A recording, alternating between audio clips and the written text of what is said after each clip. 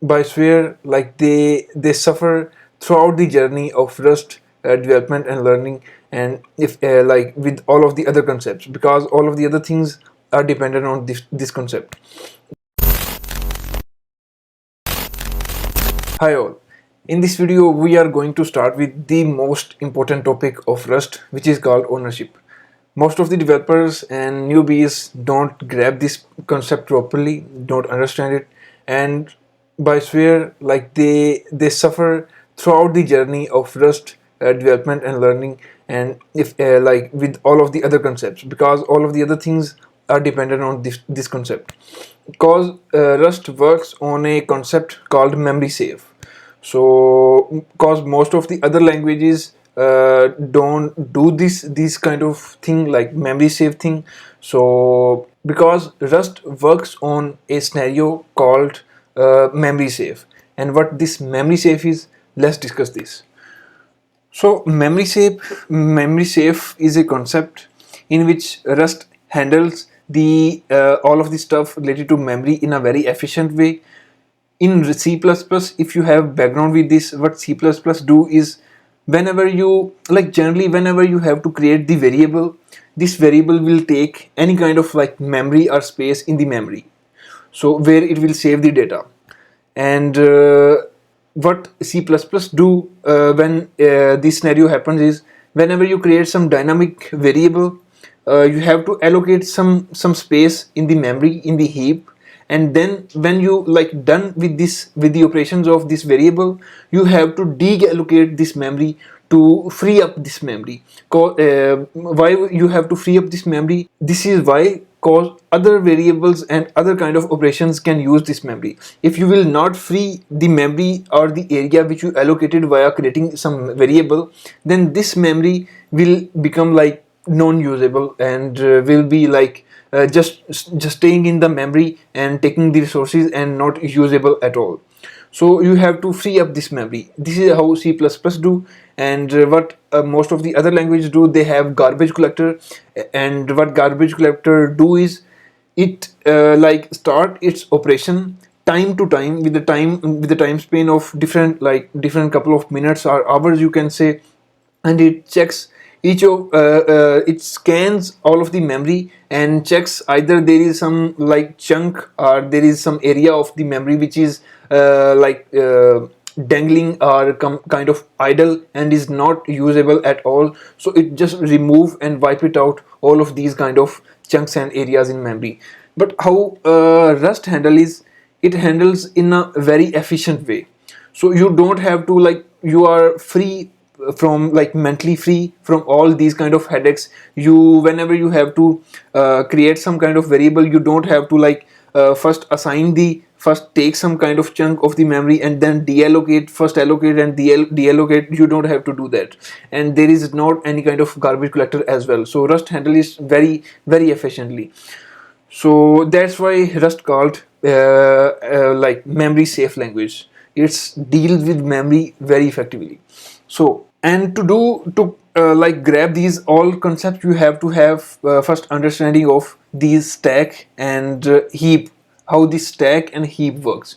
So what is like, let's suppose you create some variable here, let x is equal to 5, and of course this variable will take some, will first, what this variable will do is, this will occupy some space on memory, or you can say RAM.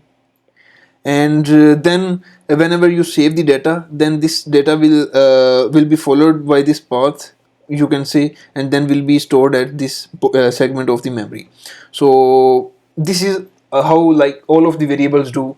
Whenever you create them, they occupy some space at memory and store the values. So what is, let's now understand what is stack and what is heap. So stack, I am considering that you have any idea of stack already, cause to be familiar with some other language is the prerequisite of this course. So I am supposing that you have an idea of this kind of stuff. So but let me just quickly go through these concepts. What stack is, stack is a dynamic, So let's discuss what is stack. Stack is a section or area of memory, you can say, which stores and give values in a very specific way. Whenever you have to create some value, you have to push the value on, like storing and taking value in the stack is called pushing and popping. Yeah, pushing means you are storing value, and popping means you are taking the value, and values are being wiped up from the stack. Whenever you create like store some value, it's being pushed here in the stack. And whenever you, let's suppose you store 5, then you store 3, then you store 2. So these are in like in a manner of stone, a pile of stone. So there is a stone at very bottom, then there is another stone at top of this, and then there is another stone. So whenever you have to take some stone or some value, what you have to do is just to have just to like take the value that is at very top level, and then when this value gone, you take this value and then this value. So this is how stack is working. You just take this value, then this, and then this. So this works on the principle of LIFO, like last in first out. First out, the value which is being stored, which is being in, is at very first, which it will be accessed and popped at very last level. So okay, this is about stack, how stack stores and get values. So the benefits with using stack is, whenever you have to push data to stack, pushing data to stack is very fast as compared to heap.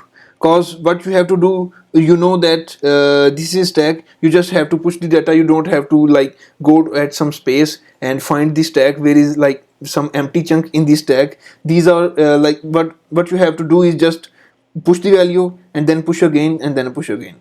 Like storing value, pushing value on stack is very fast as compared to heap, and popping value to get value is also very fast as compared to heap. Cause you know, you just have to take from the top of the stack, and you are just taking and taking and taking until the stack is empty. So this is how stack works, and let's have a look how quickly like how heap works. Heap is not an organized memory, stack is an organized memory. As we see, these are all like organized things. First this one, then this on top of this, and then this. So but heap is not works like that. Heap is just a chunk of memory at some area in the memory. And how value will be stored? Value will be stored in this way. There will be a memory allocator in a program.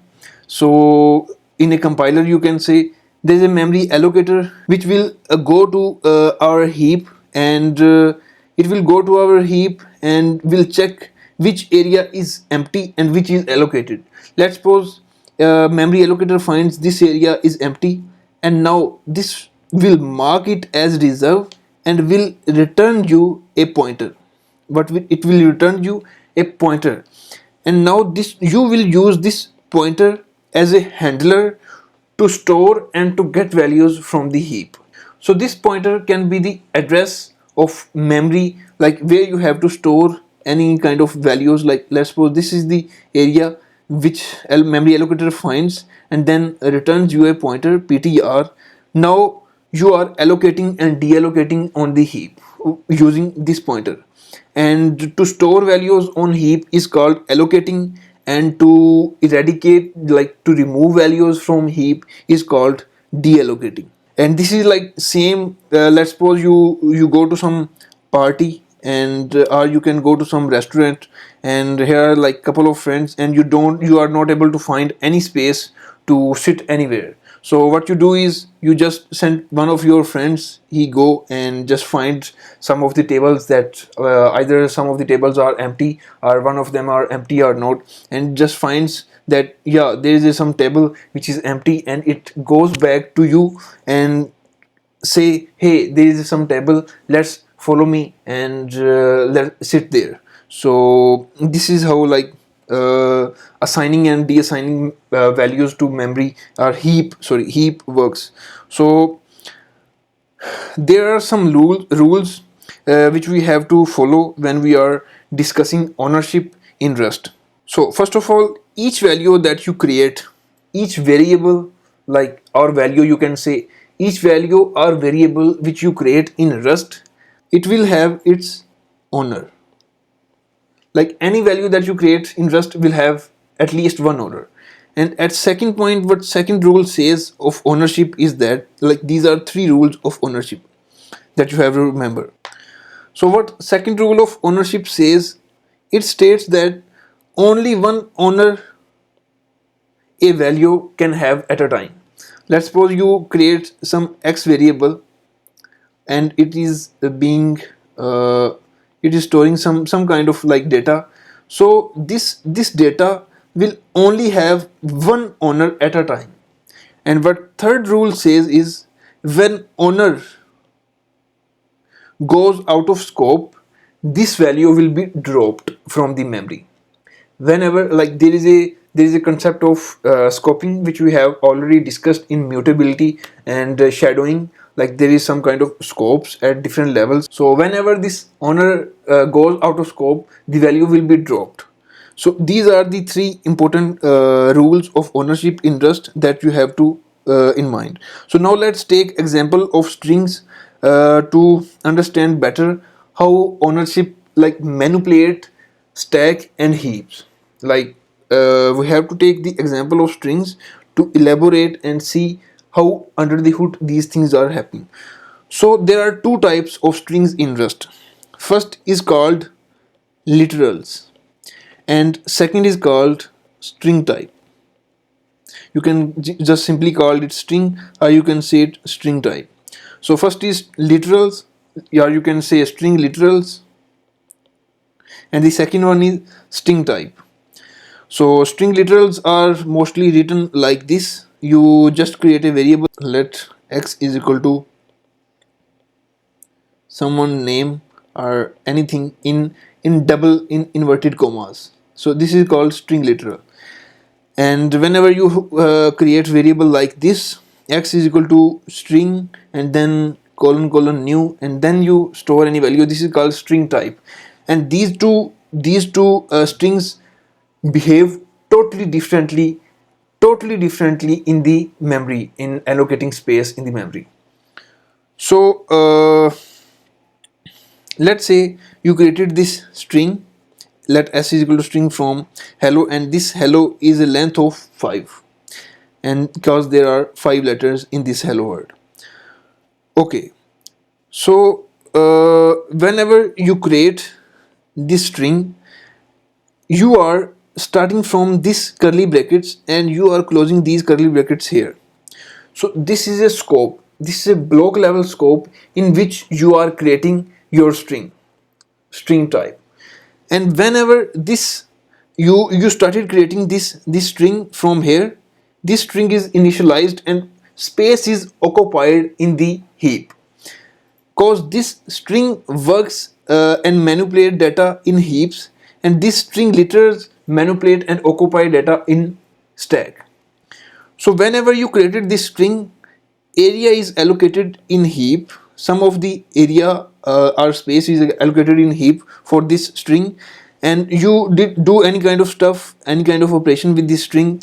And when this curly brackets ends, like our programming is running from here, it's starting from here, it's then going here and here, and then when programs going out of this ending curly brackets, this string s variable will be dropped, cause this have only scope in this like block level scope. So when you created this variable s, so when you created this when you stored this hello data in this s variable, this s variable now have ownership of this data hello, which is stored in heap. And whenever this variable, or you can say this owner, like variable is the owner of data, of course. Always what happens is variable name, you can say any kind of variable name. In this case s, this s is the owner of this data hello. So whenever this s goes out of scope from here, because this only have scope in this block, whenever it goes out of scope from this out of this curly brackets, it dropped, and it is also removed from heap and also removed from stack as well. So let's discuss like whenever any kind of memory occupied in heap, it also have some kind of impact in stack. And now we are going to discuss how these things happen in stack and in heap. So let's suppose what you do is uh, you have you created this variable x is equal to 5, and now you created another variable y is equal to x. What happened here is, first when you created this variable just straightforwardly will go to stack and will occupy some kind of space. So this went to here and stack, pointing out to stack, and just occupied 5 in the stack here. And then what happens is, whenever you created y is equal to x, this x will be cloned and will be assigned to y as well. So here will be created another new variable here, so which will be cloned of this x variable which was containing 5. So only values are cloned. Of course value will be cloned and will be assigned to this y. Value will be copied, or you can say clone, and will be assigned to this y, and this is why allocated another area of stack and just created here via copying the x value, this variables. So this is called copy trait. This is an attribute of Rust. Like there is a behavior of Rust which is called copy traits, and there are some specific kind of data types which do. We will discuss like what kind of data types do this copy trait and which don't. So now let's take example of this string. Now what the string type, this is string type. Now you created some string using string type and stored the data hello and stored in a variable s1. Now s1 is the owner of this data. Now where this data will go, this will go into heap, direct into heap. So you can say here is some the memory allocator finds some chunk in the heap, and this data just stored here in this fashion. So now this s1 is pointing toward this space in the heap. Now this s1, which is the owner of this data, is just pointing to out this area in the heap where data is stored. So now whenever you do the same as you did here, you created s1 and assigned s2 and assigned this s1 to s2. Now what you think will be happen? You might be thinking that the same scenario will happen which happened here, it will be cloned and will be assigned to here. But this will not happen, because all of the variables are owners that are allocated space into heap. They do move trait. Like this is another behavior. This is the first one, and this is the another second one. This is a move behavior. Whenever the any value which is created on heap and you assign to some other variable, it will be totally moved to this s2. So now what will happen is, s1 will not be any longer the owner of this data hello, and now this ownership is being transferred to s2. So if we will like take example on VS Code when we will be doing after these concept the code thing. So you will see whenever you will try to print out these things. Now let's say I am printing out print ln s2 and s1. So it will throw an error and it will say like you cannot print out this s1 here, because you have moved the ownership of s1 to s2, and now this s1 is not being accessible here and you cannot like do any kind of operation on it. So this is what happens when you do things to variables which are being handled by stack and by heap. Now let me tell you what kind of variables operate on heap and what kind of variables operate on stack. All the variables that are kind of not primitive Primitive of the Rust, we have already discussed what variables are primitive and what are not. If you haven't watched, I have dropped the link in the description right now. So all the primitive values which are native to Rust, like this one, U32, this implements copy trait. And whenever you create any variable which is holding this data type U32, it will be just straightforward implement copy trait and will be cloned to another variable. All the bool types implement copy trait, all the floating points implement copy trait, character types implement copy trait, and the types which is create tuples in like consisting of i32 and i32, like native, it's primitive types. I32 and I32 are primitive types. Even like tuple is not a primitive type, but if tuple consists of these primitive types, then tuple will implement copy trait. But if tuple consists of the string and one is string and another one is I32, then it will not implement copy trait, but either you have to like operate in a different way of allocating into heap and deep cloning. We will discuss how deep cloning works, so whenever you have to do this thing. So these are the types which implement copy trait, and the other ones like follow the scenario of move trait. So there is a quick note here. Pointer size. What kind of like pointer size in the Rust contains? Pointer size depends on the data type that you are allocating. Like if you are dealing with 32-bit of data types, then pointer of course will be also of 32 bits or 4 byte, you can say. If you are dealing with data types of 64-bit, then of course the pointer of 64-bit will be returned from here. I am talking about it from here. This is the pointer. Whenever memory allocator occupied some space and then it returns pointer. So this is the what like pointer size can be. This can be of 32 or this can be of 64-bit. So now let's move forward and discuss some other things. So we are done with this example. Now let me illustrate you what will happen when you do this operation. When you will assign a heap owner to another owner.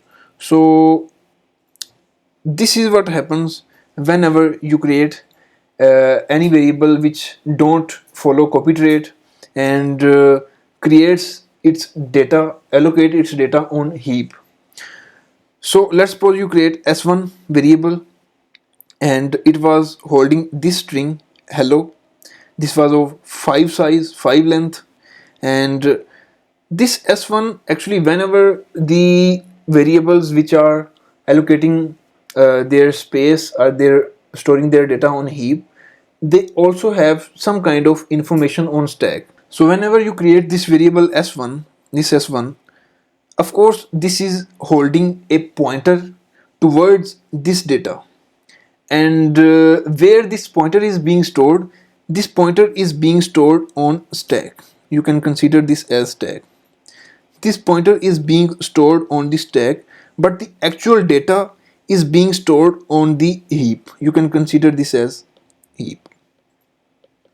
So this only pointer will be pointing towards this data on heap, but the actual pointer will be stored on stack.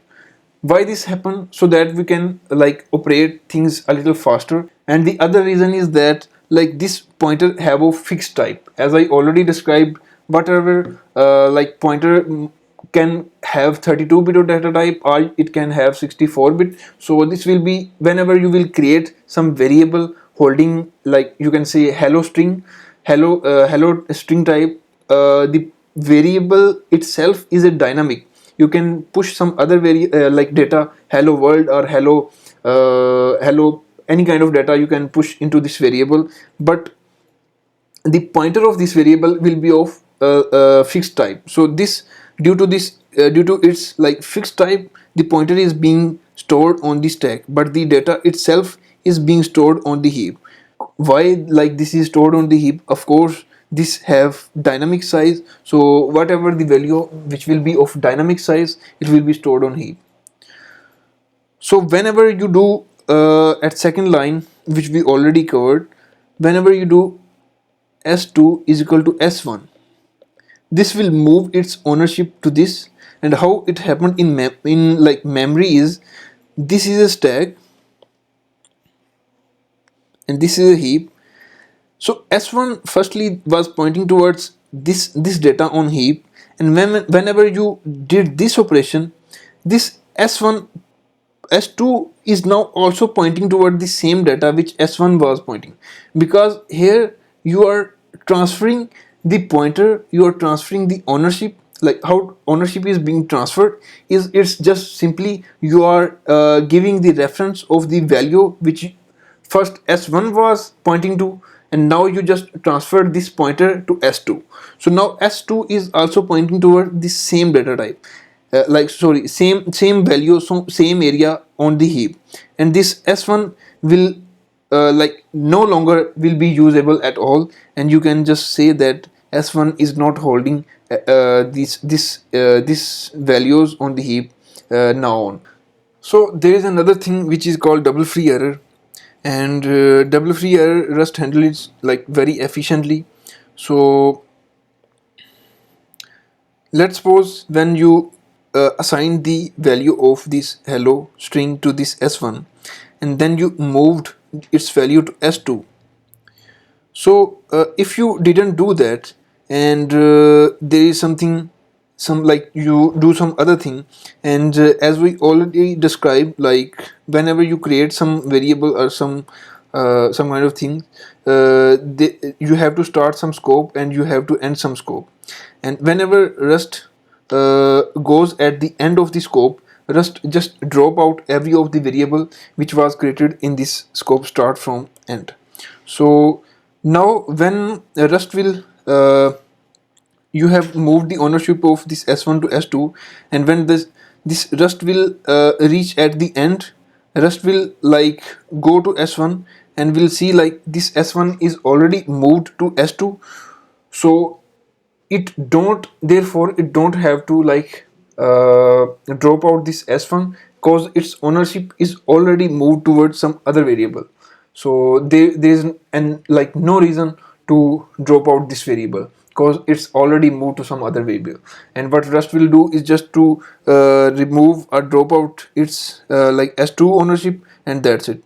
And now if you have to, and now if you want, like you don't want to move this variable's ownership, but what you want to do is you just have to like clone, as some we are doing with these data types which are like implementing copy trait. But this is not like a copy trait, but what you can do is just call this method on s1 clone, and all of its values will be cloned, like copied, and will be assigned to this s2. So now at this level, s1 is also a valid variable and s2 is also a valid variable. But in this case, if you access s1 here, Rust will throw an error and will say like you have already moved the ownership to this s2, but now you can not do any kind of operation on this s1. So cause s1 is not an owner at all now at this point. Now let's move toward the new topic, which is referencing and borrowing, which is the subtopic of ownership. This is a quite interesting and also a little complex topic, so just pay attention properly and we will nail it. So I have taken an analogy here, which is car analogy, and now let me have a light quickly on what this concept is. So let's suppose you created a variable here, let, and this variable is mutable, and variable name is Shoaib, and you stored the value string type in it, which is holding the data Mercedes. You can say like this variable is holding this data, and this is the owner of this data. Okay, so now let's say another person came, and it asked for this variable's data, which is car, and it says, and Adam says like, hey Shoaib, can I borrow your car? Like how you can lend or you can give the something for as a borrow, is what you just have to do is just put the ampersand like before the variable, and this its variable data will be just borrowed to some other variable.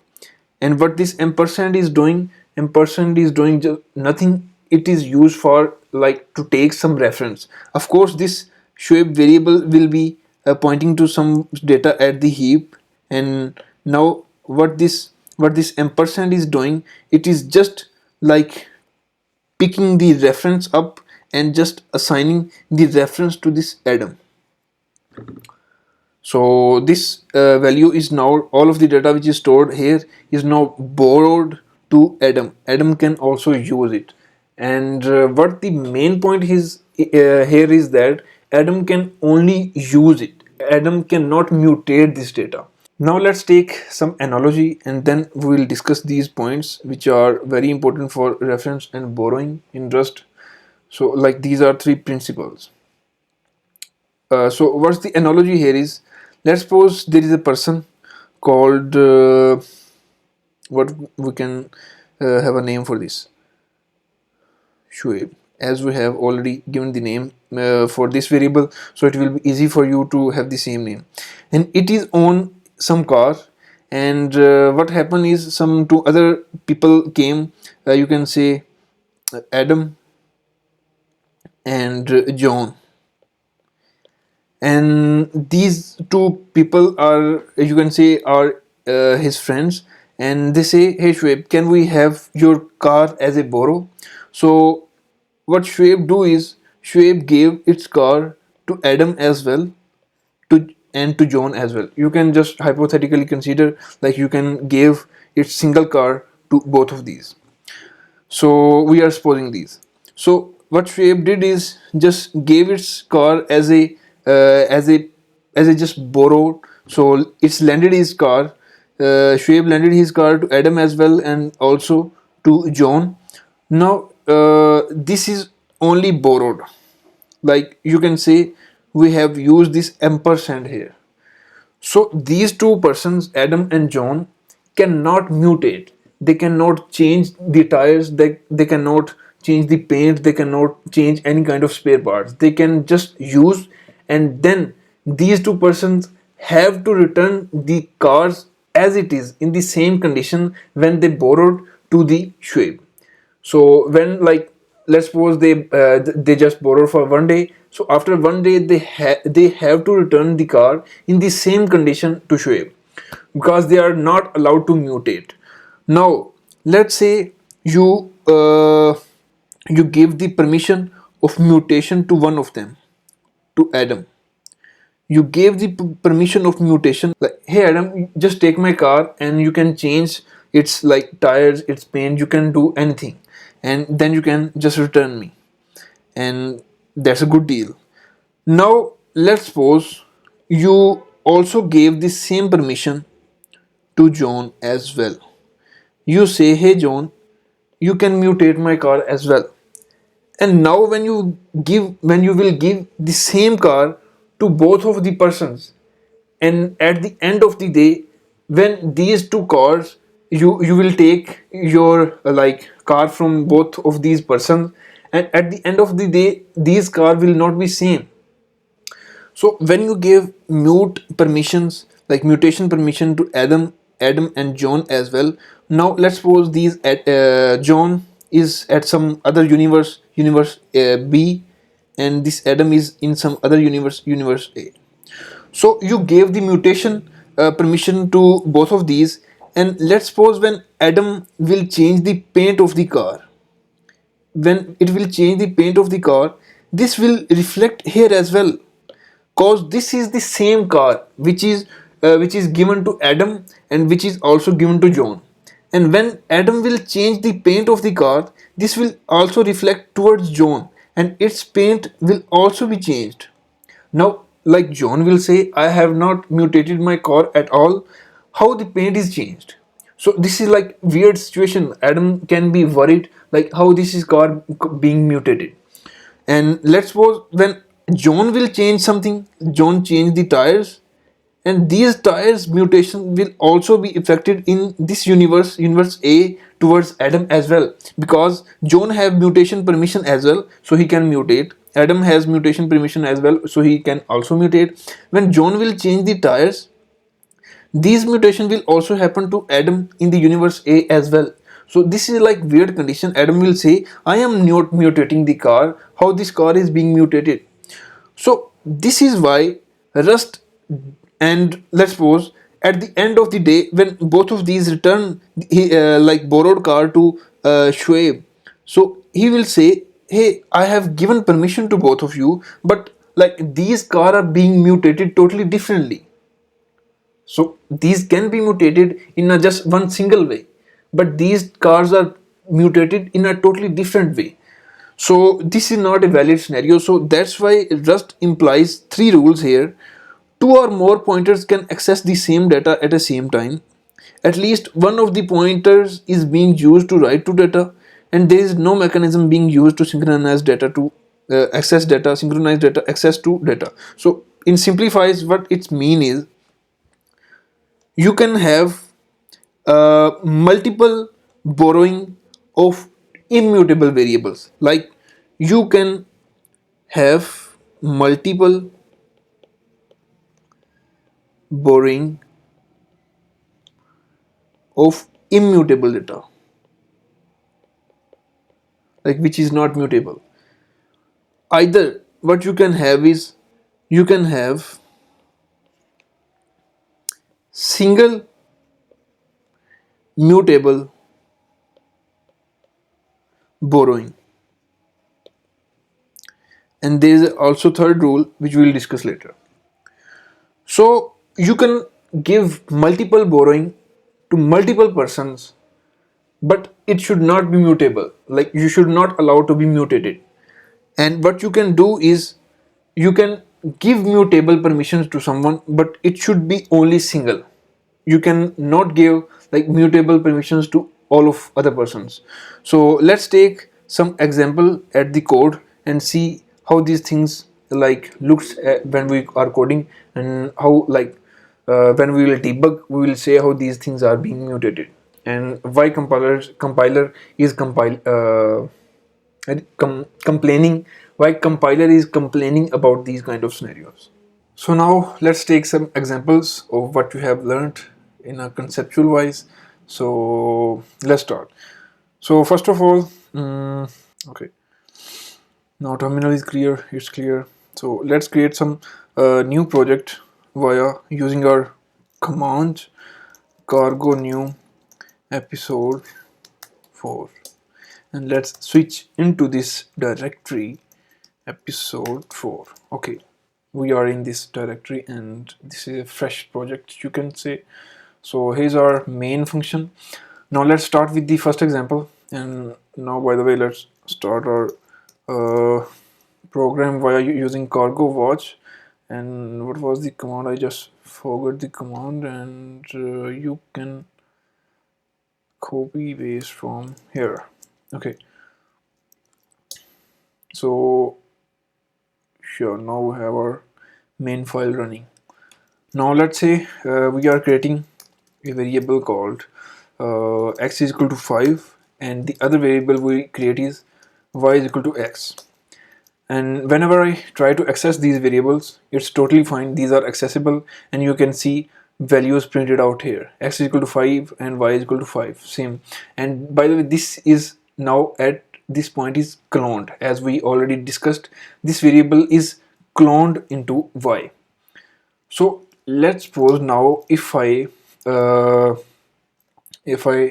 do what, I create a variable, let's say it's mutable, and it is Shoaib, and what we can have, the data here is car, you can say car. Okay, so this person is owning a car, and if I do this car Adam is equal to Shoaib, and then try to print it out, now this will throw error because Shoaib is moved. Shoaib data is moved to Adam here, and we are also accessing Shoaib here as well. So this will throw absolutely error, and this will not print this out. So this is here, it's complaining value borrowed here after moved. You are borrowing this value here, instead you already like moved this value. So how, like, what you did here is you owned a car here, and you sold out this car at this point, like at this line number 8 you sold out this car to Adam, and you are also accessing this car here. No, sorry, this is not possible.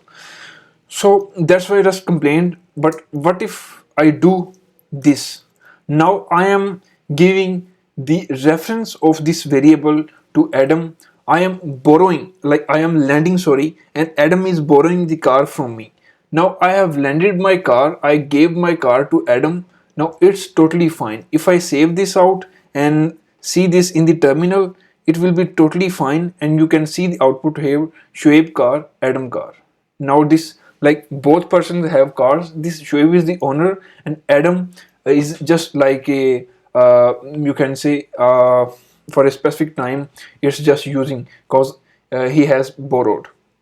Now let's say another person, another friend of Shoaib came, John you can say, and Shoaib also lended or gave his car to John as well. And we, when we try to print this out, John here, it's now it's like, sorry, yeah, we have to have this syntax here. This curly brackets are saying you can have, like, these curly brackets decide how many number of variables here you can have. So now we have 3, and you can pass these 3 variables, and if you save this out, so it's not complaining at all, and it's printing out the data: Shoaib car, Adam car, and you can say it as John car. Okay, so this is happening on the principle, like, you can have multiple borrowing. You can, like, borrow things to multiple people at the same time. But but this could be only immutable borrow. You can have multiple immutable borrow to any people, like any number of people. So now let's say you are doing this. You are having mutable borrow to one person, and then you are having like immutable borrow to another person, John. So if you save this, it will, like, Rust analyzer, Rust compiler will throw the error, like, cannot borrow Shoaib as a immutable because it is also borrowed as mutable. So you cannot have you can only have one mutable borrow at a time. So you cannot have multiple mutable borrow. Either you cannot have one mutable and another immutable. So these are the rules. Let me as I already described to you, so, and we have already seen as written on our, like, whiteboard, so there is no need to write them. You can just Google and it will be, like, stated there as well. So this is all for mutable and immutable. So let's now take another example as well. So if you have any kind of questions, just comment down, please. So I will try to answer them all. And might be you have not picked up or understood any kind of some point in the video, so might be we will I can make another video for this point that you didn't able to understand. So just comment down, like, share and subscribe. You will not find that kind of that level of, like, quality content on Rust on entire YouTube for now. So just comment down, please, and like and share and subscribe. So let's move towards our next example. So if you want to avoid this thing, like, what you can do is you can just let's take another example on this, not mess it up. So let s1 is equal to this, and you do this. Of course this will throw an error because you are just moving the variable, and if you, like, this will not throw error, but if you try to print this out here, this will throw an error because you are accessing this s1 because it's already moved. You are borrowing which is already moved. So what you can do is you can just clone this out as we already learned in our whiteboard. if you clone, this will totally fine, and this both of these variables have same data. So this is it for like strings and all of these stuff. So let me tell you some other thing. Whenever you start things with these curly brackets, you have a block scope. Let me create a variable here as well, s, which is s, and let me print this out here. And if I try to print this out outside of this block, this will throw error. Let me comment this and see. Whenever I save, what this is saying, a local variable with a similar name exists, s1. So like this s1 is not accessible outside of this scope, this block scope. This is only working and operating in these curly brackets. So just comment down, and just remember, you cannot access variables that you just described or you initialized in the curly brackets. So now let's talk about how this ownership and borrowing works for functions. So let's say you have a string here, and what you do is you create some function. Let's suppose take ownership, and this here you are passing this function. You are passing this data in this function, and what you are doing here is you are not passing as a reference, but you are moving it. Whenever, like, this principle is same with function arguments. If you have to if you don't mention this ampersand here, you will not pass the reference, like you will not pass the value by reference. Instead, you are just giving the ownership to this function. And now whenever this variable will be received here as a parameter, and this will be just printed out here, and it will be now look, just hold on for this line and just run your program and see what's happening. So what's happening is take ownership is just printing this out, some string here which is hello. And now if I want to access this string here, this will throw error, and it will say same thing, borrowed of moved value. You have already moved this value here, and now you are again accessing it here. No, this is not possible, sorry. So what's the solution? You can pass it as a reference. So this is also complaining because we are not accepting it here as a reference. So you can just accept it out as a reference. Now this is all fine. You can also access this here, and you can also using it here already. So this is the another solution for this. So what another solution for this kind of problem is that once you just passed it as a you just moved this variable, this data here in the function argument, and you not accessible, this data is not accessible here. What you can do is you just return this out. You just return this out, this data from here, and also describe that you want to return something, and you do this. And whenever, let's take some other here, and whenever you want to access this data, like this is totally fine. You are moving this data out in this function as a s, and then you just returned out this data from here. You returned the ownership to back to previous function, which is caller. You returned the ownership from callee to caller, and this data and ownership is now in this variable, which is you created new, and you can access this variable here in your ease. So this is the thing. So this is another solution which you can like implement for this kind of problems, ownership and like reference. Otherwise you can just simply pass it as a reference and let you go. And now let's take another example where you try to mutate this variable when you pass to some function. So just comment this out, and just keep this variable. So let's copy this out, just comment out here and copy paste here. Now what you do is you change this variable, and here we can have a function fn change, which is just accepting this string as an argument, as a reference, because we are passing as a reference, not we are not moving the ownership. So we are just passing the reference. And now what this function do is, so this function some string dot push string, this try to implement some push string hello world. And what will happen here is this will throw error. What it's complaining is uh, cannot cannot borrow cannot borrow some string as mutable as it is bind as ampersand reference. So this is clearly stating this message, like you cannot like you have borrowed something as a reference and you are trying to mutate this, which is not possible.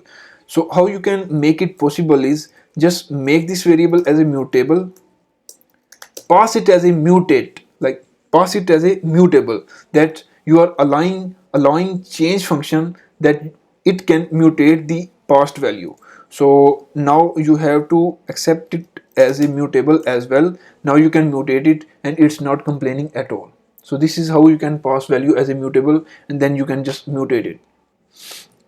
So let's take another example. I have already covered this, but for ease I have just wrote it down here already. So let me just uh, copy and paste it for you and quickly explain it out. So what's happening here is you just created this string, and what you did is this concept we have already covered. But let's say you have created this string mutable here, you pass the reference here, you pass the immutable reference here, you pass the immutable reference. These both are immutable, like you cannot mutate these. R1 and R2 cannot mutate. You pass the immutable reference here and here, you printed it out, it's totally fine. Now what you did here on this line is you pass the mutable reference to this R3. So this is a big issue. Why this is a big issue? So this R1 cannot mutate. So let's suppose at this point, what data you are accessing? You are accessing hello, which is stored here, and but this R2 is accessing, this is also accessing hello. Okay, so what will print it out here is hello and hello. These two things will print it out on this line. So at this line you are passing hello as a mutable, and hopefully like this can happen at some point. This R3 just mutate this data, but at these lines we have passed this variable as a non-mutable. Like on these lines this variable should be and must be hello, but at this point this variable is just mutating this s. So of course this data can be mutated here as well. So this is a issue, this is like major issue. So this will throw an error. Of course you cannot do that, like you are passing and then doing this as well. So what this R3 is doing is this is just mutating this value. So at this level we have passed the immutable, and now on at this level R3 is mutating it, it's totally fine. But whenever you try to do this, whenever you try to do like try to print it out all of these variables R2 as well, so R2, so this is a major issue. When I try to save this out, this will be complaining here, hey, like you are accessing this immutable data at this level. Instead what you did before is you passed it as immutable, now you are accessing it as a mutable. So this is totally wrong. So this is the example that I wanted to show. Like there is, it also happens like scope wise. If you don't try to access this data which was immutable, non-mutable, So this is totally fine because you are doing your mutation ahead of this line after 3038, and all of the immutable data is being handled before this 38. So this is like totally fine. So now let's take another example which is related to a very serious problem, which is serious topic, which is dangling pointer. And how this works, let's take an example. You created some string here, let's say s, and what you did is you didn't pass this string to this function, but instead what you did is you created this function here and created its own string in its own, like in its own function. You created this string and then you just returned from at the last of the function 66 line. And remember what I told you, these curly brackets are showing a local scope. This function have its own local scope. This variable is created in this scope, in this function scope, and at this point you are just returning this out. And whenever you will return at this point, just after returning, what compiler will do is just drop out all of the values which were defined in this function. And what you will receive at this level, at this point, is when this function is called and just terminated at this point, and you will receive a reference at this point which will be referencing to nothing, because this reference was returned from here and dropped at this line, dropped and returned. This reference was returned from this line, but whenever this reference was returned, it was immediately dropped at this line 67. And what this variable got is just a reference which was pointing towards nothing. So this is a dangling pointer. So this is a major issue actually. Rust will not allow us to do that. Sorry, if I save it, it's not complaining because I have moved the ownership, but we have to move the reference. Okay, so we are returning the reference at this line. We are returning the reference, and now when I saved, Rust is complaining that what it's complaining is consider removing the borrow, because we are returning the reference and it is called like borrowing. Of course, when you pass something by a reference, it's called borrowing, and when we are like returning a reference or borrowing, Rust will not allow us to do that. And for the solution of this, what we have to do is just remove this ampersand, and we have to return the ownership of this thing. So remember, whenever we don't use this ampersand, what we are doing is just moving the ownership of this variable to our, like to some other variable. So now we have moved the ownership of this variable to this reference to nothing thing. So now this is not anymore reference to nothing, this have reference to something. So this will now print it out. This will, when I save this will not complain, and it will be like reference to something which is hello. So that's now good to go for this. So this was all for this video, and hope you enjoyed this episode. This was a pretty long, and this was the like base concept of the Rust. So if you just didn't get anything, just repeat that section out and hopefully you will get. And otherwise you can just comment down, and yeah, you just comment down and I will try to answer this out, and might be we can make another video. So just subscribe, like and share, and see you in the next episode. Bye bye.